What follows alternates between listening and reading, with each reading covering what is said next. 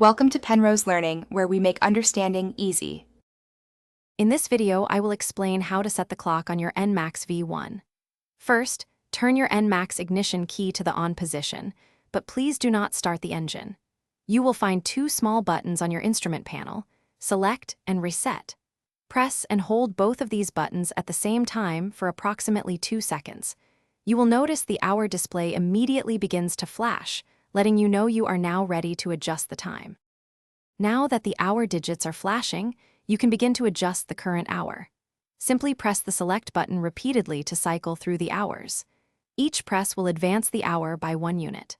The clock uses a 12-hour format, so pay close attention to the AM or PM indicator displayed on the screen. Continue pressing until you arrive at your precise current hour, ensuring the AM or PM is correct. With your hour correctly displayed, it is time to set the minutes. Press the Reset button just once, and you will see the minute digits on the display start to flash. This indicates that they are now active for adjustment. Just as you did with the hours, use the Select button to advance the minutes. Keep pressing this button repeatedly until you reach the exact current minute you need to set.